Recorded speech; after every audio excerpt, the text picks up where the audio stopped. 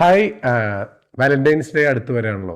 ഈ വരുന്ന ഫെബ്രുവരി 14 Valentine's day സാധാരണ എല്ലാ വർഷത്തേക്കാളും ഡിഫറെൻ്റ് ആയിട്ട് നമുക്ക് ചെയ്യാം. നമുക്ക് നമ്മുടെ ശരീരത്തെ സ്നേഹിക്കണ്ടേ?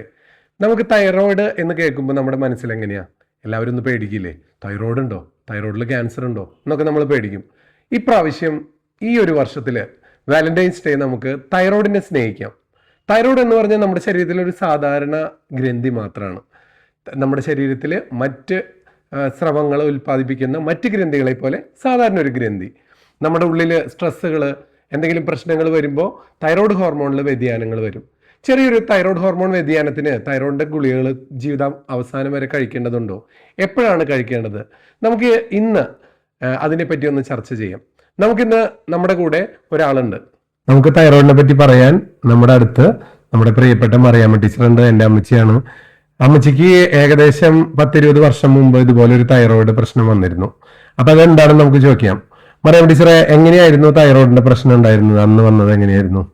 തൊണ്ടയിൽ എനിക്ക് ഒരു ചെറിയ മുഴ പ്രത്യക്ഷപ്പെട്ടു. അപ്പോൾ പുറത്തുനിന്ന് നോക്കുമ്പോൾ എന്നെ മുഴ കണ്ടപ്പോൾ എല്ലാവർക്കും പേടിയായി, ഇത് ക്യാൻസർ ആണോ വേറെ വല്ലതാണോന്ന്. പിന്നെ അത് മാത്രമല്ല, സംസാരിക്കുമ്പോൾ സ്വരം ഒരു പീരീഡൊക്കെ ക്ലാസ് എടുത്ത് കഴിയുമ്പോഴേക്കും സ്വരം അടഞ്ഞു പോകും. ഭക്ഷണ സാധനങ്ങളും ചോറും മറ്റൊക്കെ വിധിക്കയിൽ കയറാനും തുടങ്ങിയപ്പോൾ പിന്നെ ടീച്ചർക്ക് പേടിയുണ്ടായിരുന്നോ?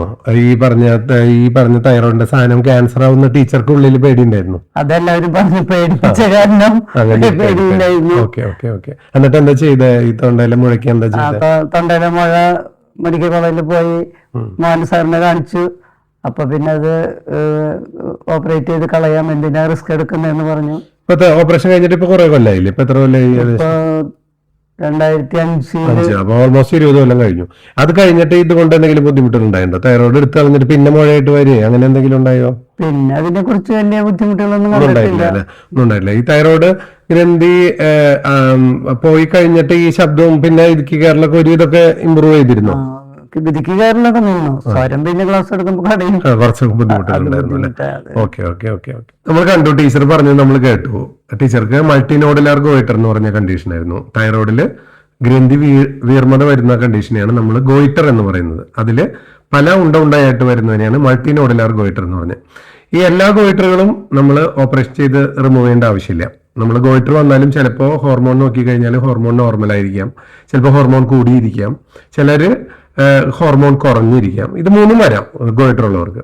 എന്തുകൊണ്ടാണ് ടീച്ചറുടെ കേസിൽ അല്ലെങ്കിൽ ഇതുപോലെ വലിയ ഉണ്ടകളുള്ള മൾട്ടിനോഡുലാർ ഗോയിറ്ററിൽ ഓപ്പറേഷൻ ചെയ്യേണ്ട ആവശ്യം എപ്പോഴാണ്? ടീച്ചർ പറഞ്ഞത് ശ്രദ്ധിച്ചോ നിങ്ങൾ? ഒരു ഗോയിറ്റർ അല്ലെങ്കിൽ തൈറോയ്ഡ് ഗ്രന്ഥി വീർത്തിട്ടുണ്ടെങ്കിൽ അല്ലെങ്കിൽ തൈറോയ്ഡ് ഗ്രന്ഥിയിൽ പല നൊഡ്യൂൾസ് ഉണ്ടെങ്കിൽ അത് ഓപ്പറേഷൻ ചെയ്യേണ്ട ചില ഇൻഡിക്കേഷൻസ് അല്ലെങ്കിൽ കാരണങ്ങളുണ്ട്.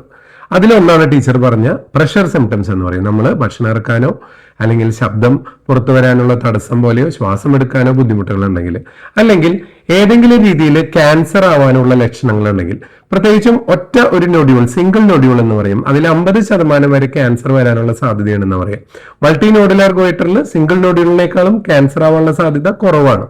മൂന്നാമതായിട്ട് നമ്മൾ പറയാ എന്തെങ്കിലും കോസ്മെറ്റിക് റീസൺസ് പറയും. ചിലർക്ക് വലിയ കഴുത്തിൽ മുഴ കാണുമ്പോൾ ഭയവും അവർക്ക് അത് റിമൂവ് ചെയ്യണമെന്നുള്ള ആഗ്രഹം വരുന്നുണ്ടെങ്കിൽ അതാണ് കോസ്മെറ്റിക് റീസൺ. ഈ 3 കാരണങ്ങളാണ് ക്യാൻസർ അല്ലാതെ നമുക്ക് ഈ പറഞ്ഞ തൈറോയിഡ് എടുത്ത് കളയേണ്ടതിന്റെ ഇൻഡിക്കേഷൻസ് എന്ന് പറയുന്നത്. എനിക്ക് തൈറോയിഡ് മുഴയുണ്ടായില്ലേ, അതുപോലെ പലർക്കും അതുപോലെ മുഴകൾ കാണുന്നുണ്ട്. അതെല്ലാം ക്യാൻസറായി മാറുമോ? അങ്ങനെ ചാൻസ് ഒന്നുമില്ല. നമ്മൾ തൈറോയിഡിലെ മുഴകളിൽ 90% പ്രശ്നമില്ലാത്ത ക്യാൻസർ അല്ലാത്ത മുഴകളാണ്. സാധാരണ തൈറോയിഡിലെ മുഴ ചിലപ്പോൾ മുഴയുടെ ഉള്ളിൽ വെള്ളം കെട്ടി നിൽക്കലായിരിക്കാം, അല്ലെങ്കിൽ അതുപോലെയുള്ള സ്രവങ്ങൾ കെട്ടി നിൽക്കുന്നതായിരിക്കാം, ചിലപ്പോൾ കട്ടിയുള്ള മുഴകളായിരിക്കാം. 90% പ്രശ്നമില്ലാത്തതാണ്. പ്രശ്നമുള്ളതാണോ എന്ന് അറിയുവാൻ വേണ്ടിയിട്ട് ഒരു സ്കോറിംഗ് ഉണ്ട്. അതിനെയാണ് ടൈറാഡ്സ് എന്ന് പറയും. നമ്മുടെ തൈറോയിഡിന്റെ ഇമേജിങ് നമ്മൾ നോക്കിയിട്ട് 1, 2, 3, 4, 5 എന്ന് അൾട്രാസൗണ്ട് വഴിക്ക് നമ്മൾ രേഖപ്പെടുത്തും.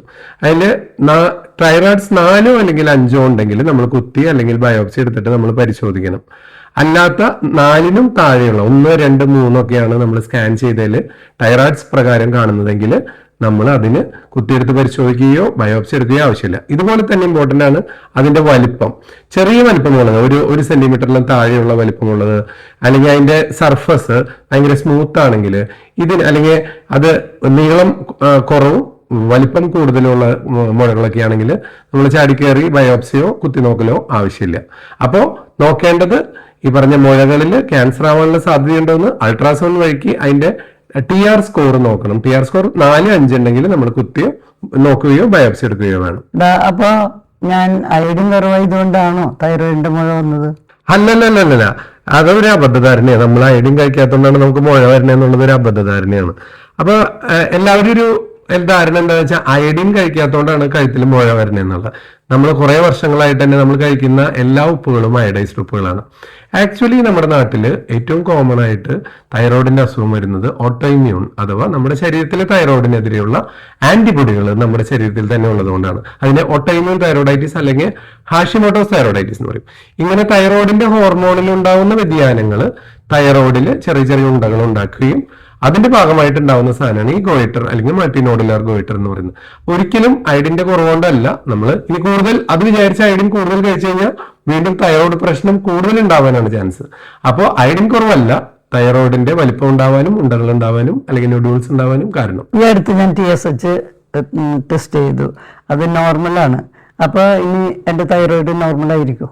TSH നോർമൽ ആണെന്ന് വിചാരിച്ച് ഫുൾ ആയിട്ട് തൈറോയിഡ് നോർമലിന് അർത്ഥമില്ല. ആക്ച്വലി നമ്മുടെ തൈറോയിഡ് നോർമൽ ആണെന്ന് ഉറപ്പുവരുത്തണമെങ്കിൽ നമുക്ക് TSHന്റെ കൂട്ടത്തിൽ T3, T4 അതുപോലെ തൈറോയിഡിന്റെ ആന്റിബോഡി ആയിട്ടുള്ള TPO ആന്റിബോഡി കൂടി നോർമൽ ആണെന്ന് ഉറപ്പുവരുത്തണം. നമ്മുടെ നാട്ടിൽ ഏറ്റവും കോമൺ ഓട്ടോഇമ്മ്യൂൺ തൈറോയിഡ് ആയതുകൊണ്ട് ആന്റിബോഡി ചെക്ക് ചെയ്യണത് വളരെ അത്യാവശ്യമാണ്. ഓപ്പറേഷൻ കഴിഞ്ഞതിന് ശേഷം ഞാൻ ഒരു 5 കിലോ കൂടിയിരുന്നു, അത് തൈറോയിഡിന്റെ കാരണമാണോ? അത് തൈറോയിഡ് സാധാരണ തൈറോയിഡ് ഓപ്പറേഷൻ കഴിഞ്ഞു കഴിഞ്ഞാൽ തൈറോയിഡ് ഹോർമോണിന്റെ പ്രവർത്തനം കുറയും. ഒബ്വിയസ്ലി നമ്മൾ തൈറോയിഡ് എടുത്തു കളഞ്ഞല്ലോ. പക്ഷെ നമ്മൾ മനസ്സിലാക്കേണ്ടത് തൈറോയിഡ് കാരണമുണ്ടാവുന്ന വെയിറ്റ് ഗെയിൻ അല്ലെങ്കിൽ തടി കൂടുതൽ മാക്സിമം 1-2 കിലോ, മാക്സിമം 2-3 കിലോ ഉള്ളൂ. നമ്മൾ തടി കൂടുന്നത് പ്രധാനമായും നമ്മുടെ ജീവിതശൈലിയിലുള്ള പ്രശ്നങ്ങൾ കൊണ്ടാണ്. ടീച്ചറെ പിന്നെ എപ്പോഴെങ്കിലും തടി കുറഞ്ഞോ? ടീച്ചറുടെ എന്തെങ്കിലും ചെയ്തപ്പോ തടി കുറയേ അങ്ങനെ എന്തെങ്കിലും ചെയ്തോ? പിന്നെ ശ്രമിച്ചു കഴിഞ്ഞപ്പോ കുറഞ്ഞോ? ഈ അടുത്തെങ്ങാനും എന്തെങ്കിലും ചെയ്തിരുന്നോ? പിന്നെ എങ്ങനെയാ കുറയാൻ എന്തെങ്കിലും? അതാണ് നിങ്ങൾ മനസ്സിലാക്കേണ്ടത്. നിങ്ങൾ മനസ്സിലാക്കേണ്ടത് തടി കൂടുന്നത് ഓപ്പറേഷൻ കഴിഞ്ഞിട്ട് അത് തൈറോയിഡ് കൊണ്ടല്ല. നമ്മൾ തൈറോയിഡിന്റെ ഓപ്പറേഷൻ ഒക്കെ കഴിഞ്ഞ് നമ്മൾ വീട്ടിലിരുന്ന് നല്ല ഫുഡ് അടിയൊക്കെ അടിച്ച് വ്യായാമം ഒന്നും ഇല്ലാണ്ട് അങ്ങനെയാണ് തടി കൂടുന്നത്. അല്ലാണ്ട് തൈറോയിഡ് ഈ ഗ്രന്ഥി എടുത്ത് കളയുന്നതുകൊണ്ട് നിങ്ങളുടെ തടി 5-10 കിലോ കൂടില്ല. അപ്പൊ വേണ്ടത് ഭക്ഷണക്രമം ശരിയാക്കലും അതുപോലെ തന്നെ നമ്മുടെ വ്യായാമങ്ങൾ ശരിയാക്കലാണ് നമുക്ക് വേണ്ടത്. ഞാൻ ഈ ഓപ്പറേഷൻ കഴിഞ്ഞ പിന്നെ കൊള്ളി, കാബേജ് ഒന്നും കഴിക്കാറില്ല. അതെനിക്ക് ഏറ്റവും ഇഷ്ടമുള്ള സാധനങ്ങളാണ്. അത് കഴിക്കാൻ പാടുണ്ടോ?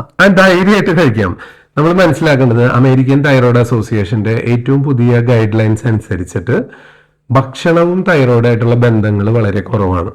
കാബേജ്, ബ്രോക്കോളി, ഗോതമ്പ് അല്ലെങ്കിൽ ഈ പറഞ്ഞ പോലെ കപ്പ, ഇതൊന്നും നമ്മളുടെ ഒരു തൈറോയിഡിന്റെ പ്രവർത്തനത്തിനെ വലിയ രീതിയിൽ ബാധിക്കുന്നില്ല. നമ്മൾ മനസ്സിലാക്കുന്നത് മരിച്ചീനിലൊക്കെ സയനൈറ്റ് ഉണ്ട്. ഈ സയനൈറ്റ് എന്ന് പറഞ്ഞ സാധനം നമ്മൾ കുക്ക് ചെയ്ത് കഴിയുമ്പോൾ അത് നശിക്കും. അതുപോലെ തന്നെ ബ്രോക്കോളിയിലും ക്യാബേജിലുള്ള ആന്റി തൈറോയ്ഡ് ഇഫക്റ്റ് ഉള്ള സബ്സ്റ്റൻസ് ഒക്കെ നല്ല രീതിയിൽ കുക്ക് ചെയ്ത് കഴിഞ്ഞാൽ മാറും. അപ്പൊ തൈറോയ്ഡ് ഉണ്ടെന്ന് വിചാരിച്ചിട്ട് ആരും ഈ പറഞ്ഞ ക്യാബേജും ബ്രോക്കോളിയും അതുപോലെ ഈ പറഞ്ഞ മരച്ചീനിയും ഗോതമ്പൊന്നും ഒഴിവാക്കണ്ട. അതാണ് ഏറ്റവും പുതിയ ഗൈഡ് ലൈൻസ് അനുസരിച്ചിട്ട് അങ്ങനെയാണുള്ളത്. അതെ, ഈ തൈറോയിഡിന്റെ ഓപ്പറേഷൻ കഴിഞ്ഞ സമയത്ത് എനിക്ക് നല്ലൊരു ക്ഷീണമൊക്കെ ഉണ്ടായിരുന്നു. അത് ഇതിന്റെ ഓപ്പറേഷൻ കഴിഞ്ഞ എന്തുകൊണ്ടാണോ? തൈറോയ്ഡ് ഹോർമോൺ നമ്മുടെ ശരീരത്തിലെ വളരെയധികം നമ്മുടെ മൂഡിനെ കൺട്രോൾ ചെയ്യും. തൈറോയ്ഡ് ഹോർമോൺ കുറഞ്ഞു കഴിഞ്ഞാൽ അഥവാ ഹൈപ്പോ തൈറോയിഡിസം ഉണ്ടെങ്കിൽ നമ്മുടെ മൂഡില് ഡിസ്തൈമിയ അല്ലെങ്കിൽ ഡിപ്രഷൻ അങ്ങനെയൊക്കെ ഉണ്ടാകാം. തൈറോയ്ഡ് ഹോർമോൺ കൂടിക്കഴിഞ്ഞാലോ തൈറോയ്ഡ് ടോക്സിക്കോസിസ് അല്ലെങ്കിൽ ഹൈപ്പർ തൈറോയിഡിസം ഉണ്ടെങ്കിൽ നമ്മുടെ ശരീരത്തിൽ അത് ആങ്സൈറ്റി ഉണ്ടാക്കാം. അപ്പൊ ഡെഫിനറ്റ്ലി നമുക്ക് തൈറോയ്ഡ് എടുത്തു കളഞ്ഞ് ഓപ്പറേഷൻ കഴിഞ്ഞ സമയത്ത് അല്ലെങ്കിൽ തൈറോയ്ഡ് ഹോർമോണിൽ എന്തെങ്കിലും വ്യതിയാനങ്ങൾ ഉണ്ടാകുമ്പോൾ അത് നമ്മുടെ മൂഡിനെ അല്ലെങ്കിൽ നമ്മളുടെ സ്വഭാവത്തെ അത് ബാധിക്കാം. നമ്മളോട് കുറെ ചോദ്യങ്ങൾ നമ്മുടെ മറിയാമ്മ ടീച്ചർ എന്റെ അമ്മച്ചി ചോദിച്ചു കഴിഞ്ഞു. അപ്പൊ അമ്മച്ചിക്ക് കുറെ പണിയുണ്ടെന്ന് പറയുന്നത് വീട്ടിൽ. അപ്പൊ അമ്മച്ചി പോയി ചെയ്തോ കേട്ടോ. അപ്പൊ ഇത് നിങ്ങൾക്ക് എല്ലാവർക്കും തൈറോയിഡിനെ പറ്റി ഒരു ബോധ്യം ഉണ്ടാവാൻ ഈ ചോദ്യങ്ങൾ സഹായിച്ചു എന്ന് വിചാരിക്കുന്നു കേട്ടോ. അപ്പൊ ഓക്കെ അമ്മച്ചിയെ, താങ്ക് യു.